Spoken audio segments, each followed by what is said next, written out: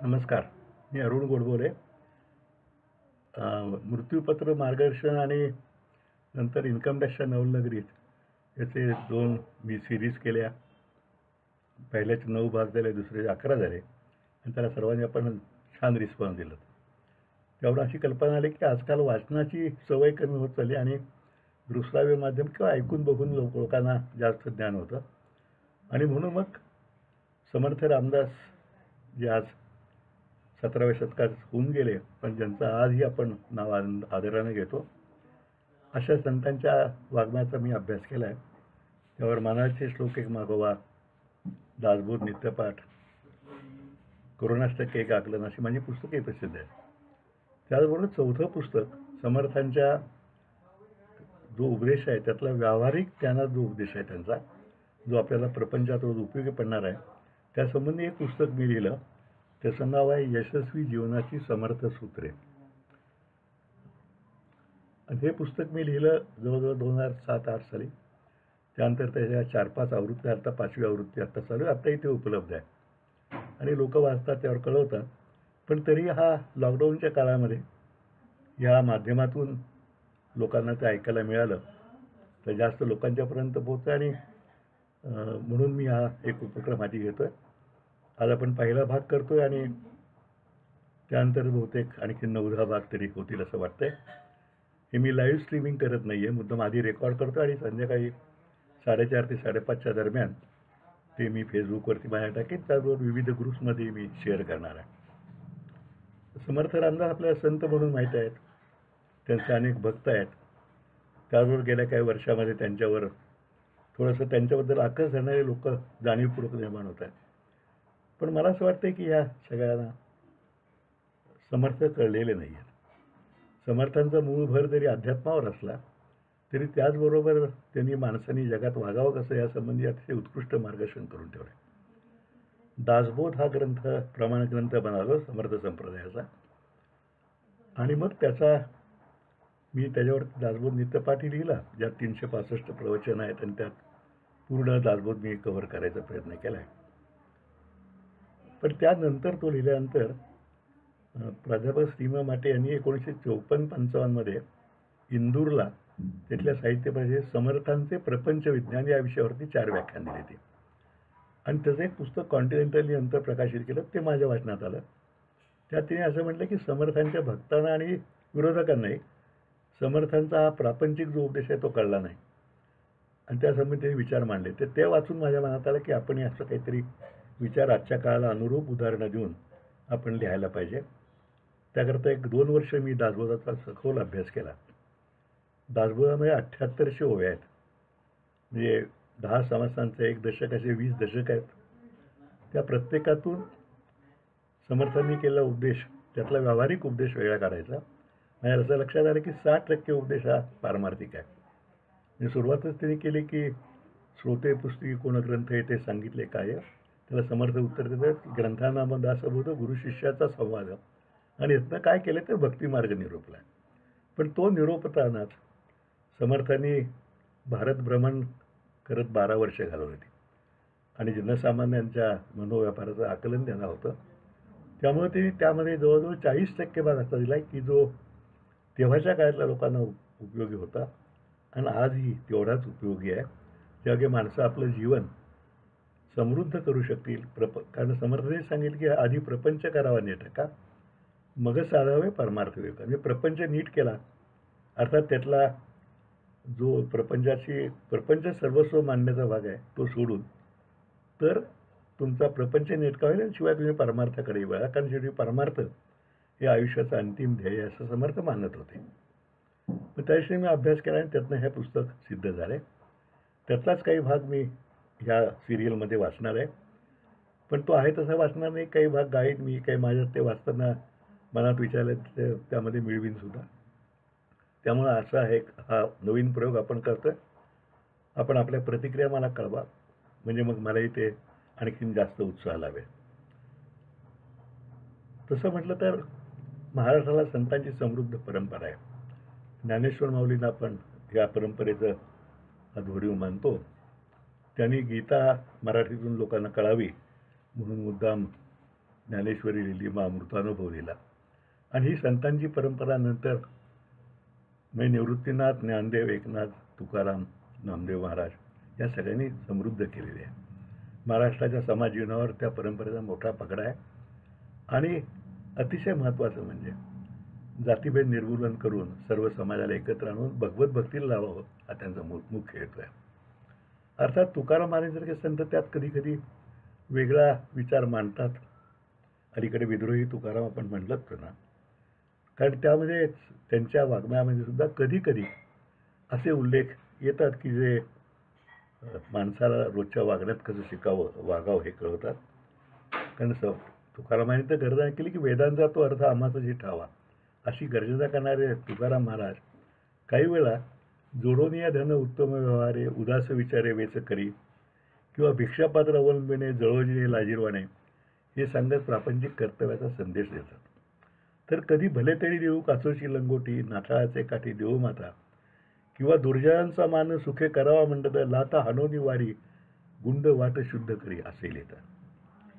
त्याहीपेक्षा पुढे जाऊन काही वेळा तुकाराम महाराज म्हणजे वाणी परखड आहे.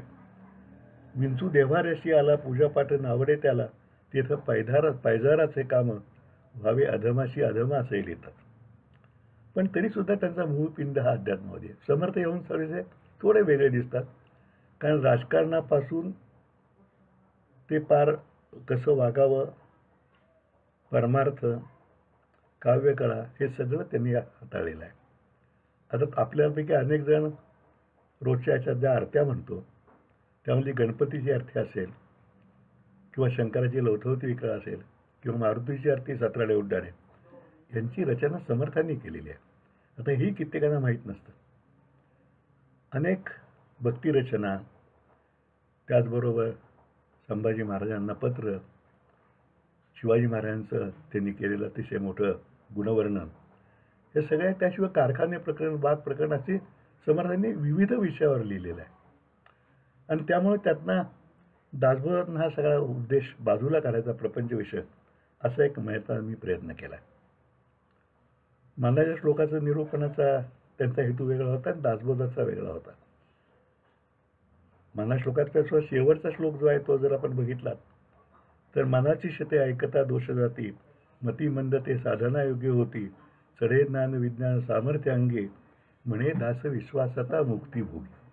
म्हणजे ज्ञान विज्ञान येऊन शेवटी मुक्ती हाच मार्ग समर्थांचा आहे. आणि दासबोधीने तोच सांगितला. पण तरी 40% भाग मात्र हा याचा प्रापंचिक उद्देशाचा आहे. त्याच्यामुळं त्या उद्देशांचा आपण विचार करू तर त्यात किती विषयावर समर्थांनी याच संदर्भाचं मार्गदर्शन केलं आहे. मग त्यामध्ये आजच्या काळातली ह्युमन रिसोर्स डेव्हलपमेंट येतं, मॅनेजमेंट टेक्निक येतं, कधी टाईम मॅनेजमेंट येतं, कधी नेतृत्व विकासाच्या संकल्पना येतात. त्यातल्या काही निवडक गोष्टींचा आपण या पुस्तकात मी परामर्श घेतला आणि तो आपण या मालेमध्ये आपण बघणार आहोत. यातलं पहिलं प्रकरण आहे मनुष्यजन्म आणि शरीरी संपदेचे महत्त्व.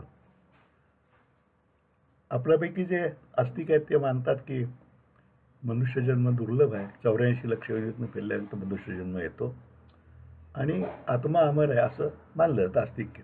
नास्तिकांच्या मध्ये काही प्रश्न नाही, परंतु काहीतरी वेगळं आहे, शरीरा पलीकडचं असं आपण मानतो. पण त्या आत्म्याला सुद्धा काम करायला, उपभोग घ्यायला आणि विचार करून त्यातनं मुक्ती पाहायला शरीर लागतंच ना. म्हणजे मेंदू पाहिजे, जप करायला वाणी पाहिजे, बोलायला वाणी पाहिजे, ऐकायला कान पाहिजे, हे सगळं शरीराचा भाग आहे. त्यामुळे समर्थ पहिल्यांदा नरदेहाचं कौतुक करता म्हणतात, धन्य धन्य हा नरदेह हो, येथील अपूर्वता पाहो, जो जो की जे परमार्थ लाहो, तो तो पावे सिद्धीचे. नरदेह नसला तुम्ही काय करणार, आणि हा नरदेह सुद्धा सहजी प्राप्त होत नाही असा समर्थांचा विश्वास आहे. समर्थ म्हणतात, नाना सुकृताचे फळ तो हा नरदेह केवळ, त्याही मध्ये भाग्य सकळ तरीच सन्मार्ग लागे. तुमचं पूर्व सुकृत आहे, पुण्य आहे, म्हणून तुम्हाला हा नरदेह लावलेला आहे. आणि असं आहे की आपल्याला सुद्धा या देहाची किंमत जोपर्यंत काय आजार होत नाही तोपर्यंत कळत नाही. आपण अनेक जण म्हणतो की एखादा गरीब माणूस म्हणतो की माझ्याकडे काही नाही. ती एक गोष्ट फार सुंदर आहे. अनेकदा आपण तिथे ऐकली असेल की एका धर्मपरायण राजाकडं राज्यात एक भिकार राहत असतो. त्याला काही अन्न वस्त्र खायला निवारा यातलं काही नसतं, खूप हालात राहतो. तर तो एक दिवस राजा दरबारात जातो आणि म्हणतो, महाराज तुम्हाला राजवैभव दिलंय आणि मला मात्र देवाने काही दिलं नाही, पूर्ण भिकारी ठेवलंय. राजा हुशार असतो. तो म्हणला ठीक आहे, आता हा अन्याय आपण दूर करूया, तुला काही दिलेलं नाही ना, मग आता मी एक करतो, तुझा एक हात मला दे, त्याच्या बदल्यात मी तुला एक 25,000 मोहरा देतो. तो म्हणतो नाही, एक हात गेला तर काय करणार. नाही नाही, हात नको, हात महाराज आहे. बरं म्हणलं मग असं करतो की तुम्हाला एक पाय मला दे, 50,000 मोहरा देतो. तो म्हणतो बरं काय हरकत नाही, एक पाय गेला तर कसं तरी चालेल नाही. पण शिपाई जेव्हा तलवार घेऊन हात पाय कापायला येतात तेव्हा तो म्हणतो नाही नाही, पाय दोन कसं चालेल बुवा.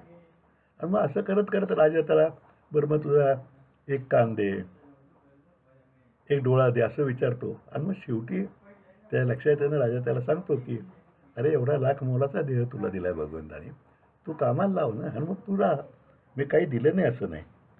आणि ते शरीरसुद्धा नुसतं असून चालत नाही, ते चांगलं सुदृढ शरीर आपण हे केलं पाहिजे. समर्थांनी बलोपासना कायम लोकांना सांगितली.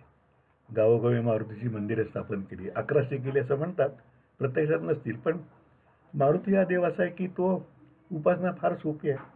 सोवळं हे काही भानगड नाही, अमुकच केलं पाहिजे असं काही नाही. तेव्हा तुम्हाला कुठल्याही गावात गेला तर मारुतीचं देऊळ नाही असं बहुतेक सापडत नाही. आणि आपल्याकडे जे उत्तर भारतामध्ये हनुमान चालीसा आहे, तसे आपल्याकडे आपण भीमरूपी स्तोत्र म्हणतो, ते समर्थांनीच रचलेलं आहे. भीमरूपी महारुद्रा वज्रहनुमा मारुती वगैरे ते. तर समर्थ एकडे असं म्हणतात की तुम्हाला शक्ती नसली तर काय होणार नाही.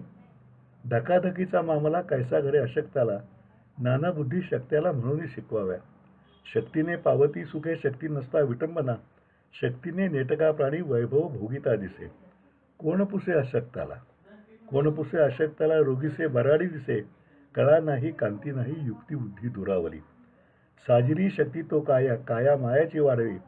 शक्ती तोही सर्व सुखे, शक्ती आनंद भोगवी. शक्तीने मिळती राज्ये, युक्तीने यत्न होत असे. शक्ती युक्ती जये ठाई, तेथे श्रीमंत धावती. आता हे वर्णन जे आहे ना, हे कुठं आहे? तुळजाभवानी जे समर्थांनी स्तोत्र केलंय, तिला आराधना करणारं, त्यामध्ये हे वर्णन आहे. आणि म्हणून समर्थ म्हणतात की प्रत्येक व्यक्ती सुदृढ हवी. आणि म्हणून त्या काळात परकीय शक्ती आपल्यावर राज्य करत होत्या. त्यांना तोंड द्यायचं तर आपली माणसं सुदृढ हवीत.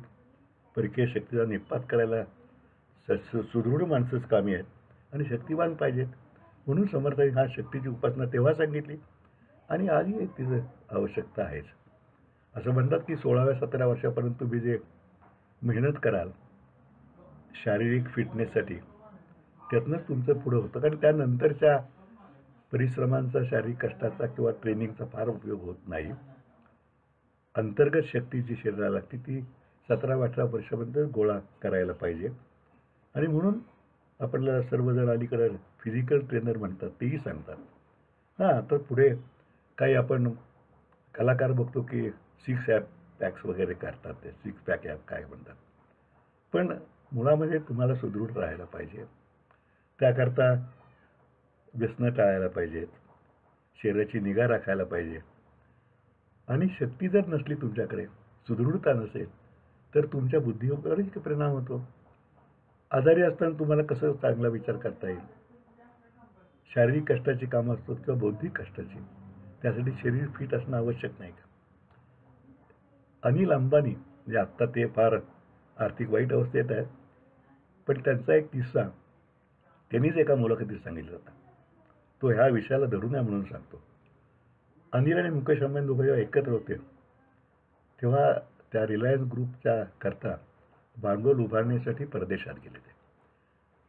त्याला आपण म्हणतो इक्विटी पार्टिसिपेशन, तसं तिथल्या मोठ्या ग्रुप्सकडनं पार्टिसिपेशन मागवा म्हणून.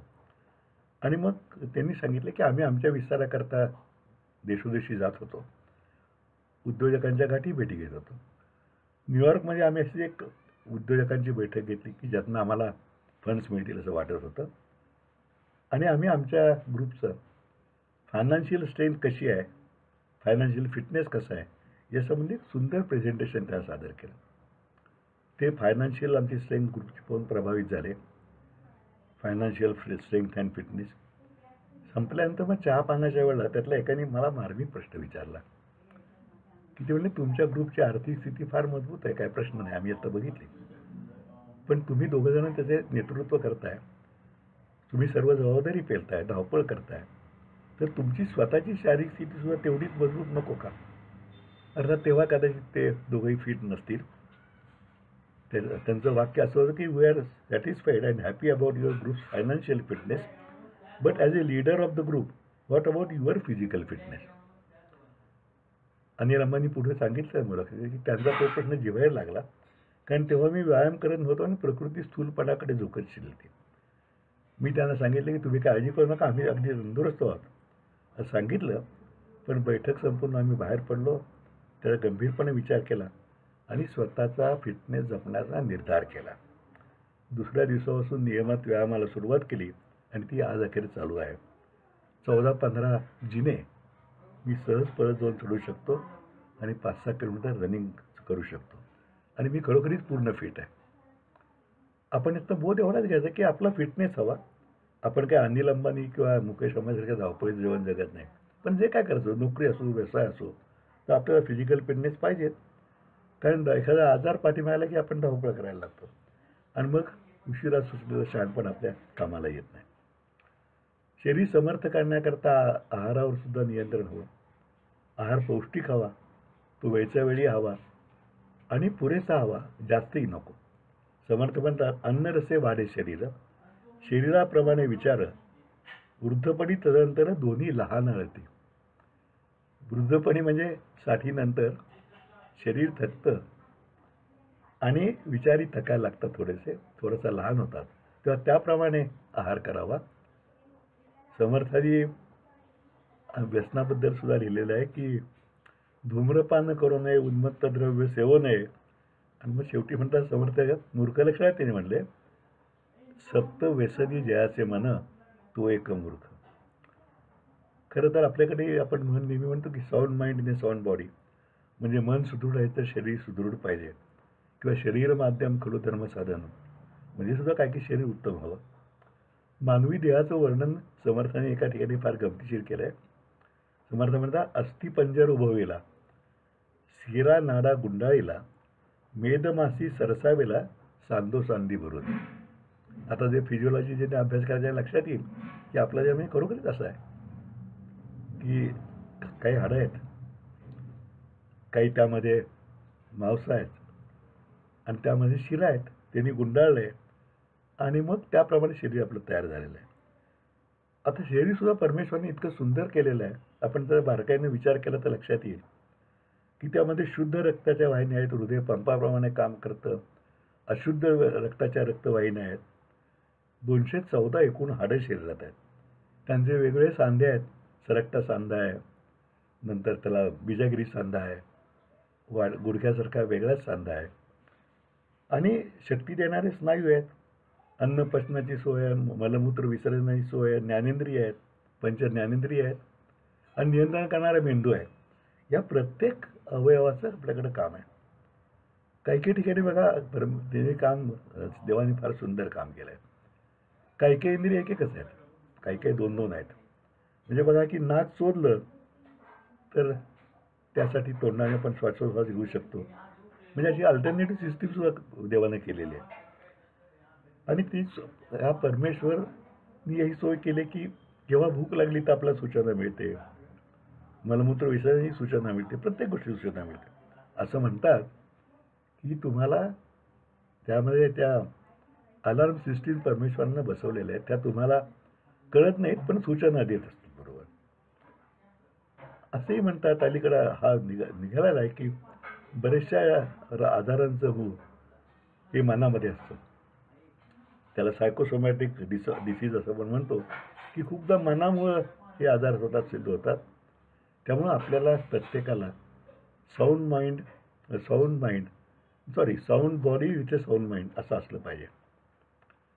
ते शरीर आणि बुद्धी यांचा संबंध कसे आहेत की दोन्ही तुम्हाला सुदृढ पाहिजे. आपल्या देवाऱ्यामध्ये शंख असतो ना, शंख आडणीवर ठेवलेला असतो.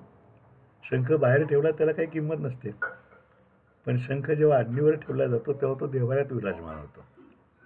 तसं मन हे सुदृढ शरीरात पाहिजे. सुदृढ शरीर ही अग्नी आहे आणि त्यामध्ये तुमचं मन किंवा बुद्धी हा शंख आहे किंवा त्याला जोर यायचा असला तर त्यामुळं शंख आणि अग्नीसारखंच त्या सुदृढ शरीर यशस्वी जीवनाचं नातं आहे. नुसती बुद्धी माणसाला लॉंग इनिंग खेळायला पुरेशी नाही. तुम्हाला लॉंग इनिंग आयुष्याची खेळायची असली, समृद्धपणे खेळायची असली तर त्याला सुदृढ शरीराची आवश्यक आहे. काही वेळा आपण असं बघतो की आरोग्याची हेळसांड केल्यामुळे अनेक लेखक, कलाकार, उद्योजक यांची अतिशय दैदिप्यमान कारकीर्द अकाली संपलेली आहे. तेव्हा आपण इथं बोध एवढा द्यायचा की देवानं आपल्याला जे शरीर दिलेलं आहे त्याची निगा राखायची. ज्या वयात व्यायाम करायला पाहिजे तरुणपणी तेव्हा तो करायचा आणि पुढं सुद्धा शरीराची निगा राखायची हे जे उपचार आहेत ते आपण केले. आता हे सांगणारे समर्थ म्हणजे संत म्हणून आपण म्हणतो तसे संतांचं हे समर्थांचं दुसरं रूप आहे. हे सगळ्या वाचनांना आपल्या लक्षात येईल की समर्थांची अनेकविध उपदेशकाची रूपं आहेत. कधी त्यांची भूमिका मनोवैज्ञानिकाची आहे, कधी मॅनेजमेंट गुरुची आहे. आपण सगळं बघणार आहोत. ह्या भागाचा शेवट करताना मी म्हणेन की समर्थांनी काय या दोन्ही संवादात एक ठिकाणी छान उल्लेख केला तो सांगतो आणि हा भाग आपण थांबूया. शक्ती युक्ती जये ठाई तेथे श्रीमंती धावते. म्हणजे या ठिकाणी शक्ती आणि युक्ती, शक्ती आणि बुद्धी, सुदृढ मन आणि सुदृढ शरीर यांचा संगम असेल तिथंच माणसाला यश प्राप्त होईल असं समर्थांचं सांगणं आहे. आपण हा भाग इथेच थांबूया. आपण ह्याच्यावरती आपल्या अभिप्राय कॉमेंट्समध्ये कळवा. नुसत्या लाईक्स नकोत, कारण लाईक्स म्हणजे आपण अनेकदा न वाचताच करतो असा माझा अनुभव आहे. आणि याशिवाय मृत्यूपत्राचे सर्व भाग आता यूट्यूबवरती माझ्या अरुण गोडबोले चॅनलवर आहेत. इन्कम टॅक्सच्या नवलग्नीच्या आगामी पुस्तकाचं इन्कम टॅक्सच्या गमतीशीर अनुभवांचं तेही 11 भाग माझ्या अरुण गोडबोले यूट्यूब चॅनलवर आहे. आणि हे पुस्तक जे आहे ते सुद्धा उपलब्ध आहे. आत्ता हा लॉकडाऊनचा काळ आहे त्यामुळे उपलब्ध आहे म्हणून नुसतं सांगतो. ज्यांना कुणाला सूचना प्रत्यक्ष कराव्याशा वाटल्या तर माझा मोबाईल नंबरही सांगून ठेवतो. 9822016299 हा माझा मोबाईल नंबर आहे. आणि ईमेल आय डी आहे. ज्याला कुणाला लिहून पाठवायचं असलं तर arun.godbole009@gmail.com हा माझा ईमेल आय डी आहे. arun.godbole009@gmail.com. आज इथंच थांबूया आपण. उद्या पुन्हा दुसऱ्या विषयाला. नमस्कार.